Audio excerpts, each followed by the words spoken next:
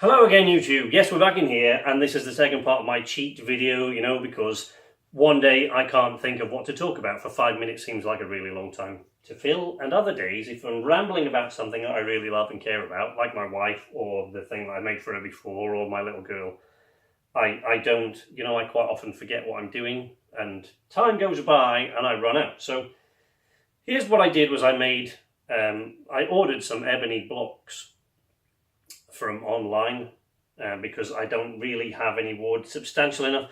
I have a couple of bits of hardwood to make this out of, but they're really coarse grain, and something that's really coarse grain is not a good idea to make a sort of wooden ring out of, because it'll just fall apart or it'll crack and it'll split really easily. As it is, it's quite difficult to make one as sort of fine detailed as I did before.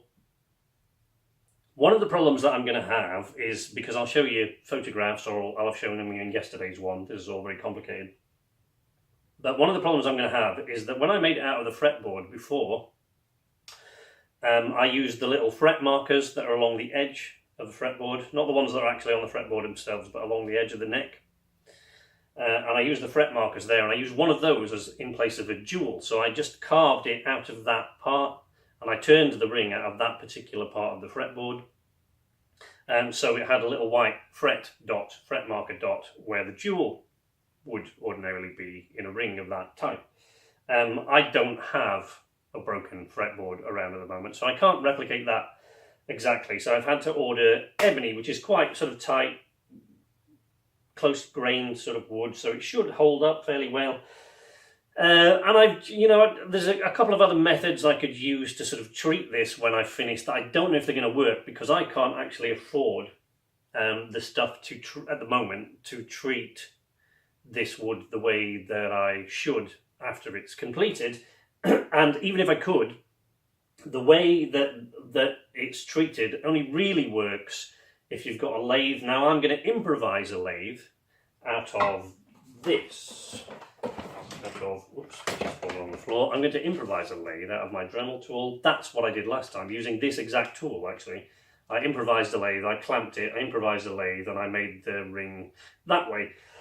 Because boring out the centre of the ring is easy, but shaping the outside of it's not quite so easy if you don't have some sort of wood turning device.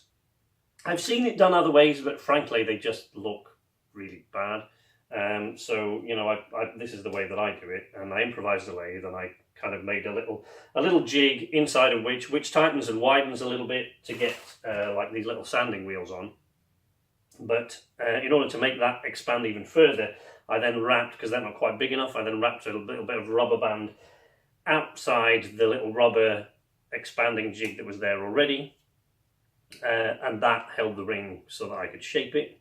It probably wasn't the safest thing in the world either, because I was doing it with knives and things, but this time, because my wife would be very upset if I didn't. Safety goggles. Make sure you use safety goggles. So that's what I'm going to do, and hopefully I'll layer in this video little bits and pieces of things like that as I'm going along. But we're going to have to start by drilling a hole, and you've got to drill a hole in exactly the right direction. If you don't drill a hole in the right direction, you risk that the whole thing's going to split. So I'm going to try to put in some video of little bits of me doing this as I go along. But that's going to be quite difficult, because obviously I don't know how long those bits are going to be, or what they're going to take. So it's possible that some of this narration that I'm doing now is going to be missing, and you're not going to see me for the whole time. I never actually answered in full why I'm having to remake this ring. The reason was because I didn't treat the last one properly, which is why I talked about the treatment this time. Because I didn't treat the last one properly, all I did was oil it quite a few times. And that's great, but oil, inevitably, especially if it's something you're going to wear, it dries out, and it has to be re-oiled. And my wife used to do this by putting in a bath of oil, and then she used to wrap it in tissue paper to just soak up excess oil and then wipe it off and then put it back, because she couldn't wear this all the time, because once she got a proper metal engagement ring, she just kept that one as a keepsake. And the problem is she wrapped it up in tissue paper, and I think whilst I was cleaning out at some point, I probably picked that up off the kitchen side and threw it away. Anyway, we think that's what happened to it, but it vanished off the face of the earth, and my wife was really distraught. She was beside herself about losing this thing, and I didn't want her to feel bad. I just wanted to make another one, since it's wood this year. So, hopefully you'll have seen some of me making that. Bye-bye.